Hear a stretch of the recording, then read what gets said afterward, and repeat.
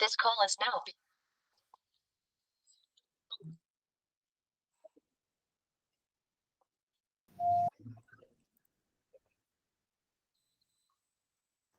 Olá.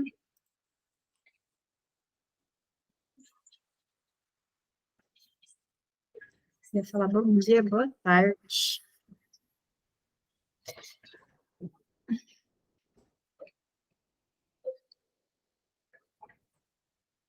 Oi, Val, boa tarde. Oi, Bru, oi meninas, boa tarde. Deixa eu relembrar, né, em que página que a gente está. Página 142. E no parágrafo que diz, segundo Freud, a principal razão, veja se vocês se acham.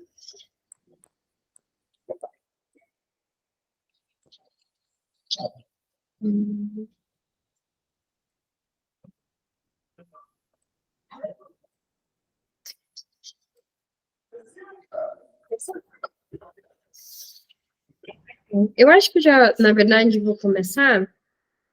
E aí, quem for entrando, eu vou respondendo aqui no chat para a gente não perder mais tempo. Estamos num horário atípico, né? Nunca foi esse horário, mas foi o que deu para a gente ficar mais uma semana sem. Era o que dava, mas é realmente um horário atípico. Semana que vem a gente volta para quinta, às 11. Tá bom? Então, boa tarde para vocês. Página 142. Eu vou começar aqui. Qualquer coisa, se vocês quiserem, respondam aí no chat a página do livro. Tá bom? Vamos lá. Segundo Freud, a principal razão pela qual a ordem oculta da mente havia escapado aos psicólogos era de que muitíssimas operações mentais, as mais importantes, contudo, são inconscientes. Freud não descobriu o inconsciente. Freud não descobriu o inconsciente. Na era do iluminismo, alguns atentos estudiosos da natureza humana haviam reconhecido a existência da atividade mental inconsciente. No século XVIII, um dos espirituosos alemães preferidos de Freud, Georg Christoph Lichtenberg, havia recomendado o estudo dos sonhos como grande caminho para o autoconhecimento, de outra forma inacessível. Gerd Schiller era capaz de citar interminavelmente, haviam procurado as raízes da criação poética no inconsciente. Os poetas românticos na Inglaterra, França e estados germânicos pagavam tributo ao que Coleridge chamou de os reinos crepusculares da consciência. Durante a vida de Freud, Henry James vinculou explicitamente o inconsciente aos sonhos. O narrador, em sua novela Os Papéis de Aspen, fala da celebração inconsciente do sono. Sabe que agora eu estava lendo também, aqui do sonho, lembrei de uma coisa que eu não sei se vocês já ouviram, mas tem alguns pacientes que às vezes falam assim, nossa, eu percebo que eu não estou descansando de jeito nenhum, até quando eu durmo eu sonho. E aí vem daqui, não sei se vocês já ouviram isso, porque são pessoas realmente assim, né, que não têm conhecimento do inconsciente, da psicanálise, que elas acham que se sonha é porque não está descansando, como se tivesse um tempo em que a gente dorme e tudo se apaga mesmo, né, no sentido de não ter nenhuma atividade. Não é real, né, tem sempre alguma atividade. Às vezes a gente lembra, às vezes não. E aí você vê, parece que é assim, nossa, sonhar é cansativo, e às vezes é mesmo, né? Dependendo do sonho, de fato é cansativo e tem um trabalho ali por trás disso. Freud poderia descobrir formulações muito semelhantes nos memoráveis epigramas de Schopenhauer e Nietzsche.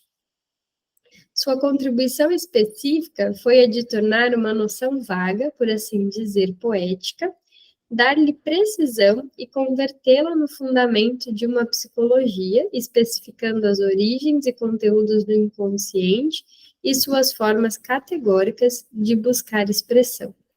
A psicanálise foi obrigada, através do estudo da repressão patológica, observou Freud mais tarde, a levar a sério o conceito do inconsciente. Essa ligação entre inconsciente e repressão data dos primeiros tempos da teorização psicanalítica de Freud. Os fios de pensamento consciente aparecem como um aglomerado casual de elementos descontínuos apenas porque a maioria de suas conexões associativas foi reprimida. Li, boa tarde. A gente, no livro, tá na 142. No PDF, eu não vou saber te dizer. E se alguma das meninas estiver com o PDF aberto e puder falar aqui? Nas palavras de Freud, sua teoria da repressão é a pedra fundamental para a compreensão das neuroses, e não só delas. A maior parte do inconsciente consiste de materiais reprimidos. Esse inconsciente, como foi definido por Freud, não é o segmento da mente que abriga pensamentos temporariamente fora de vista, facilmente evocados. Este é o que ele chamou de pré-consciente. Pelo contrário, o inconsciente, propriamente dito, se assemelha a uma prisão de máxima segurança, com reclusos antissociais, definhando há anos ou recém-chegados, tratados com rigor e fortemente vigiados, mas dificilmente controlados e sempre tentando fugir. Nossa, esse daqui é a melhor definição disso, né? Deixa eu colocar aqui.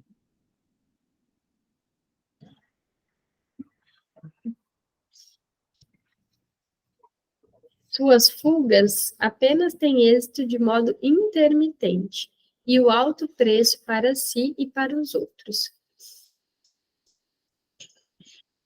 Portanto, o psicanalista que trabalha para desfazer, pelo menos em parte, as repressões, deve necessariamente reconhecer os graves riscos aí postos e respeitar o poder explosivo do inconsciente dinâmico. Visto que são tremendos os obstáculos colocados pela resistência, é no mínimo difícil tornar consciente o inconsciente. Ao desejo de lembrar, contrapõe-se o desejo de esquecer. Esse conflito, embutido na estrutura do desenvolvimento mental praticamente desde o nascimento, é obra da cultura, que opera externamente como polícia ou internamente como consciência.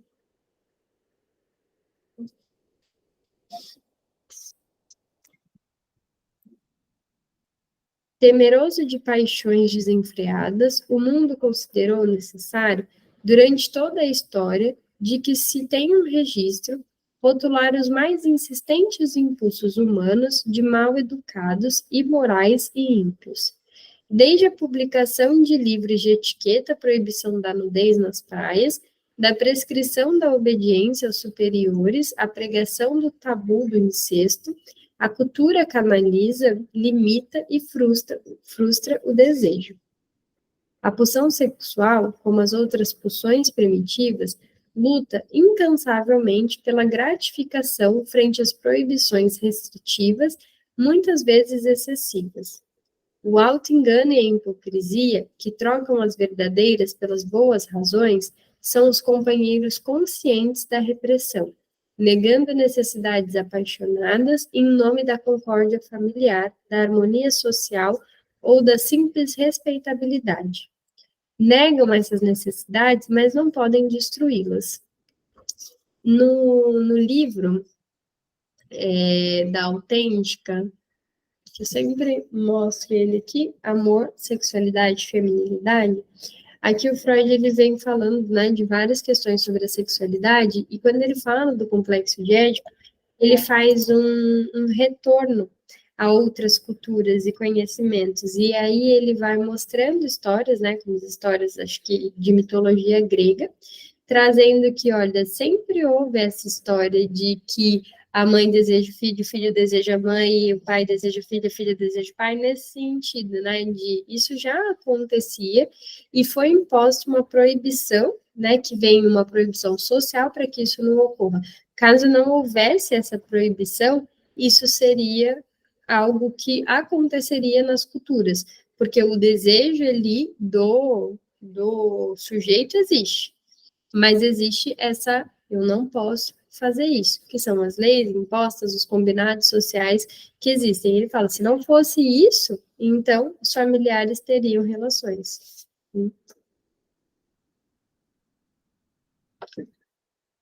Eu fico pensando, se isso é difícil das pessoas aceitarem e compreenderem hoje, imagina na época que ele falou isso, né? Porque se a gente fala isso agora, não vão falar que a gente é louca? Foi impossível, eu nunca quis casar com meu pai. Né? Não, não vai ter isso. Parece que é uma loucura, parece que a gente está muito chapado das ideias, né? Mas, antigamente, isso acontecia. Hoje em dia também, e que bom, né? E ele fala, tá? Não é que, tipo, também explicar isso, acho que vocês sabem, né?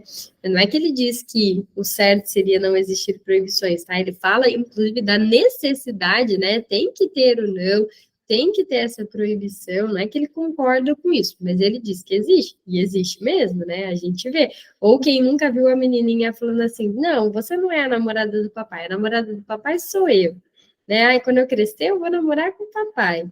Eu sempre falo, né, dos exemplos dos meus filhos, mas tanto meu menino quanto a minha menina, a menina diz que vai casar com o pai e o menino diz que vai casar comigo. Hoje em dia eles dão risada, tudo porque a gente brinca, né? Não pode, a mamãe e o papai já são casados, vocês têm que escolher outras pessoas. E aí, quando a gente falava isso, eles falavam, então a gente vai casar. Eu falava, não, né? Também não pode, porque, olha só, vocês são, né, irmãos não casam. E aí eles perguntam, mas por que não pode, né? E aí, uma vez eu falei para eles que a gente casava com quem a gente amava, né? Mas eu amo meu irmão. Tipo assim, ué, se é por falta de amor, amor tem, né? Que amor é esse? Então, eles pensam sim nisso, vão construindo, vêm as proibições, e aí faz. Tipo, não, então o papai, a mamãe ou o irmão não pode. A Ana colocou, né? Meu filho perguntou se quando ele crescer, ele pode me namorar. É clássico, né? Acho que não existe uma criança que não faça esse tipo de pergunta, né? Quer porque quer namorar o mamãe, o papai. E claro também, né? Não é uma coisa, nem deixando aqui, né? Que nem sempre o menino vai dizer que quer casar com a mãe e a menina com o pai. Às vezes a menina diz que quer casar com a mamãe e o menino diz que quer casar com o papai, né? Também acontece nesse sentido, mas é o desejo pelas figuras parentais, né? Não que de fato isso venha a se concretizar, mas acontece.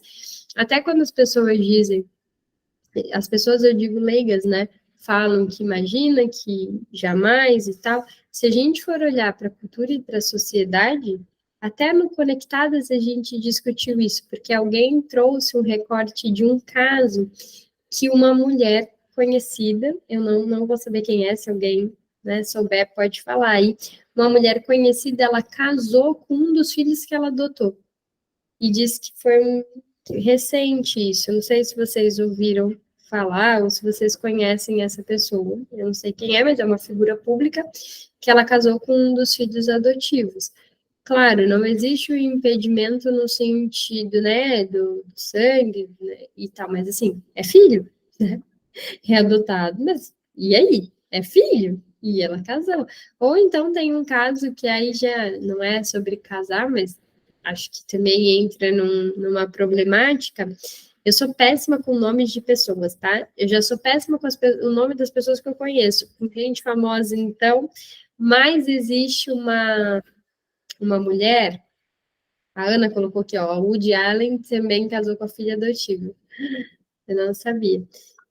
Quem que é a mulher que já foi funkeira, depois ela era cantora gospel, hoje em dia ela faz, como é que se chama? Hoje em dia ela faz conteúdo adulto para aquele site que tá na moda, gente, que é tipo rede social que ela faz, e quem grava ela tendo relação com outras mulheres é o próprio filho dela.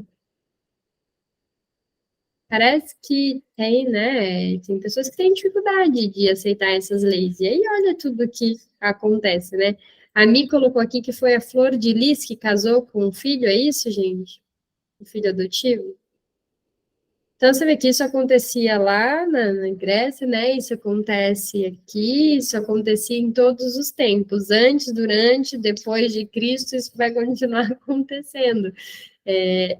Deveria-se cumprir, né, de que não pode essa proibição, mas às vezes não há uma proibição que vai valer para todos, tem quem não aceite ela, né? E aí cada um vai lidar de uma forma com isso, e a gente escuta na subjetividade, mas de forma geral, existe essa lei, eu vou colocar lei como uma intenção, né, de não pode casar com pai, mãe ou familiares, mas a gente sabe que existe o desejo.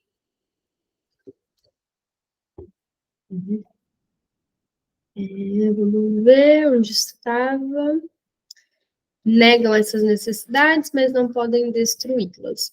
Freud gostava da passagem de Nietzsche citada por um de seus pacientes prediletos, o homem dos ratos.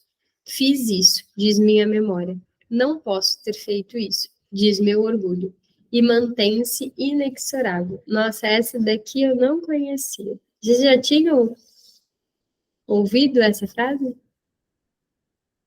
Ou não também?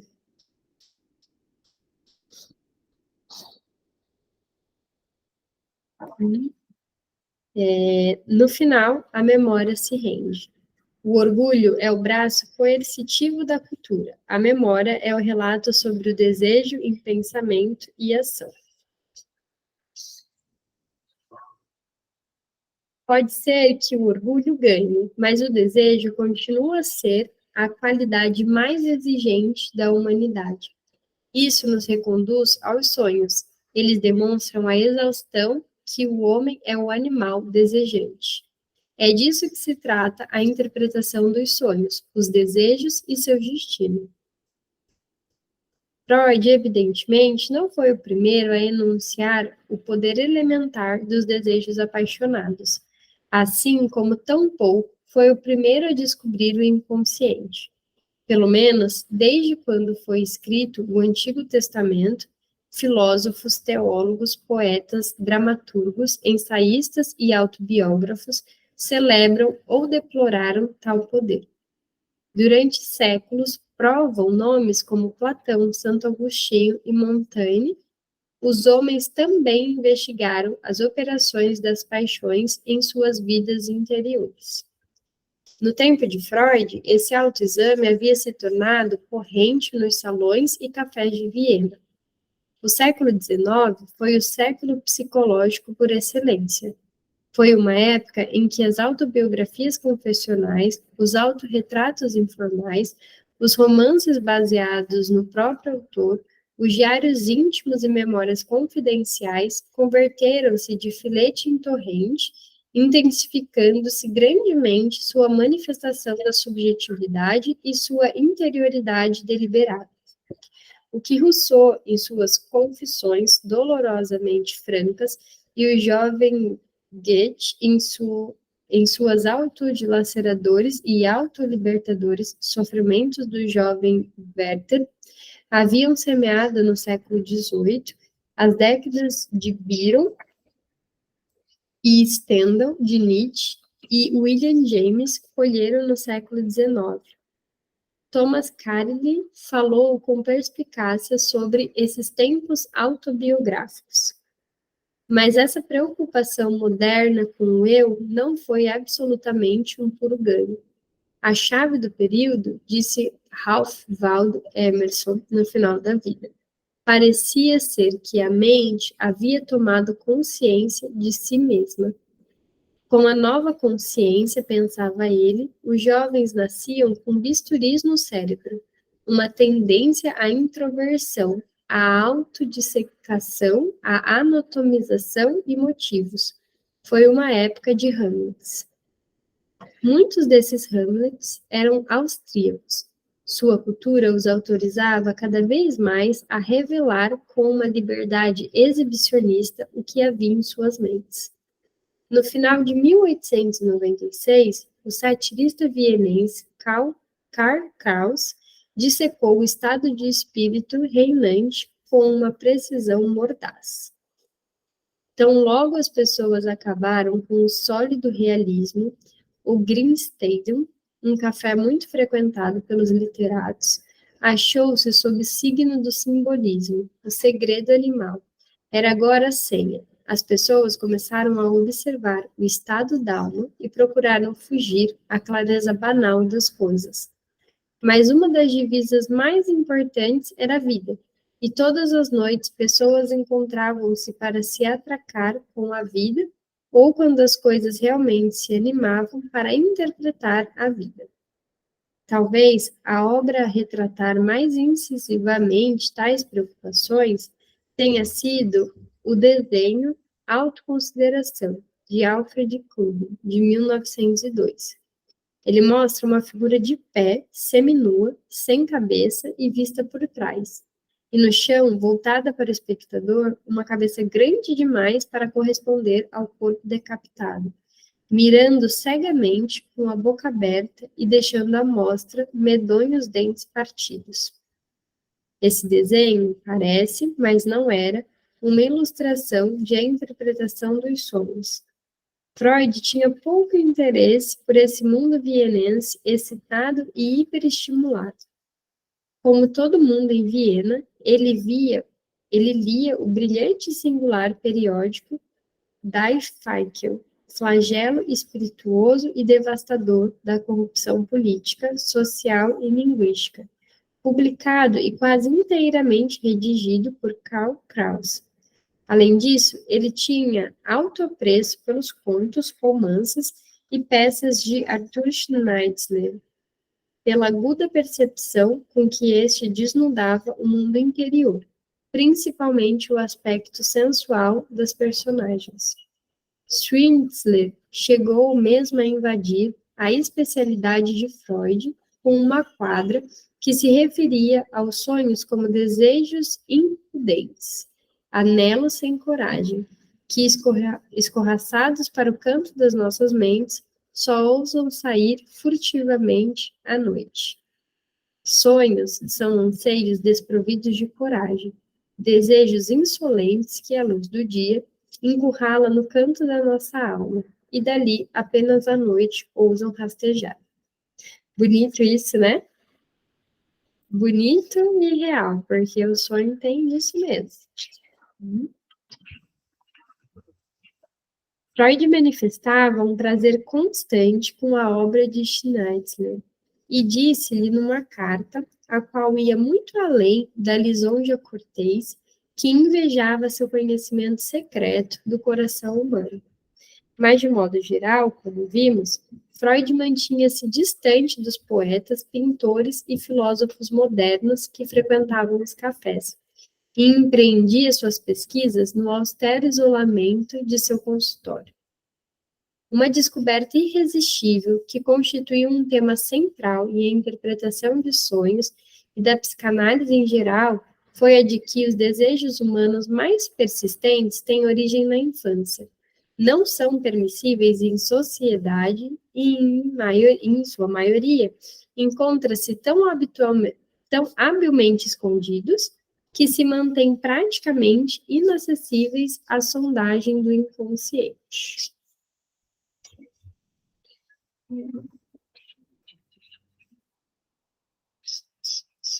Freud comparou esses desejos alertas, por assim dizer, imortais em nosso inconsciente, aos titãs da mitologia.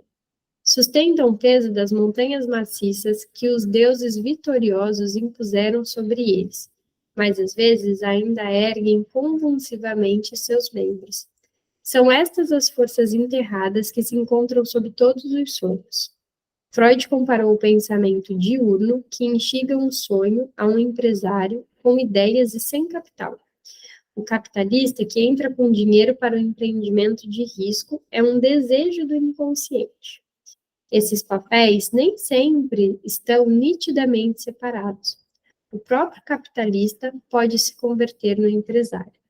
A questão é que, para se iniciar, um sonho precisa de um instigador e de uma fonte de energia.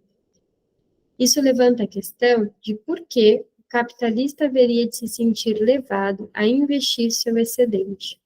A resposta dada por Freud faz lembrar seu projeto abortado de 1895. O organismo humano esforça-se para reduzir as excitações, mas também ativa lembranças a fim de rememorar prazeres anteriores, talvez para conseguir que se repitam. É assim que nascem os desejos. Eles geram conflitos no inconsciente porque, não tendo moderação, correm em sentido contrário às ordens das instituições culturais entre as quais cresce a criança.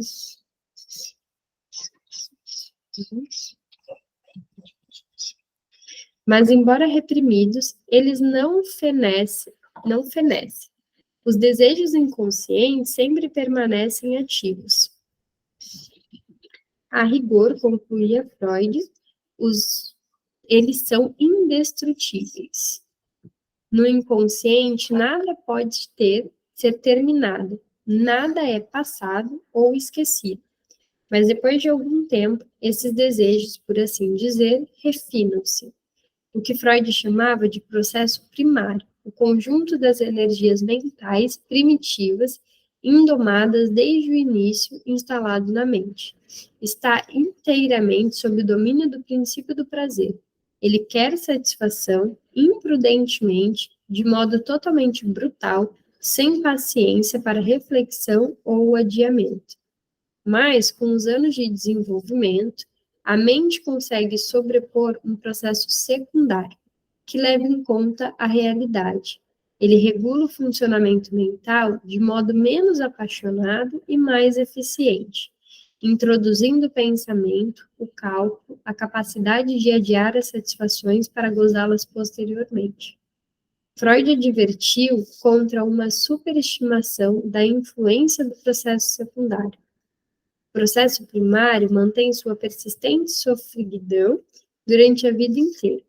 Por isso, como Freud colocou a questão laconicamente nas edições posteriores de seu livro dos sonhos, o estudioso dos sonhos deve reconhecer que a realidade psíquica é uma forma particular de existência, que não se deve confundir com a realidade material. Concluindo o livro com essa nota, Freud fez triunfar o ambicioso programa com que começara. Se, escreveu esperançoso em 1910, a interpretação dos sonhos, sua obra mais significativa, pelo menos viesse a encontrar reconhecimento, ela também deveria colocar a psicologia normal sobre novas bases. E teve, né? Teve muito reconhecimento. Até hoje tem muito reconhecimento. E aqui a gente termina mais uma parte da leitura. Deixa eu anotar aqui. Na próxima semana, a gente vai começar de Roma a Viena, um avanço, na página 146.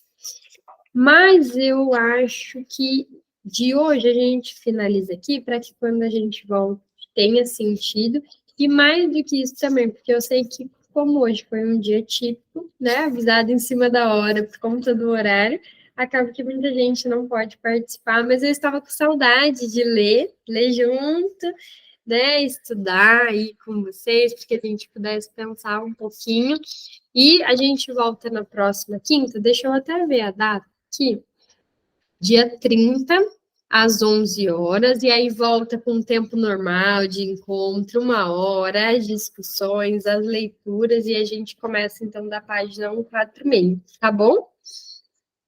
Mas, de qualquer forma, obrigada por vocês terem aparecido aqui nesse horário, assim, né, meio jogado que foi, vim correndo do médico, mas deu tempo, mas agora eu também já me recuperei da cirurgia, já tá tudo certo.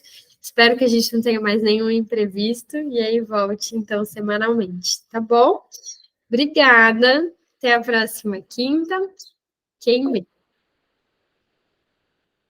Obrigada, Mi. Gratidão, muita luz, paz e amor para ti, saúde, boa recuperação, né? Eu me encontrei Obrigada. agora aqui, a página é de Roma, Viena, um progresso, isso? Que parou? Isso Eu mesmo. encontrei agora no final, mas achei. Aí eu vou ler lá na frente para... Obrigada, gurias. Uma ótima semana Menina, na iluminada próxima toda. a gente começa dessa parte aí, vai ficando mais certinho, tá bom? Tá. Gratidão. Então, até mais. Tchau.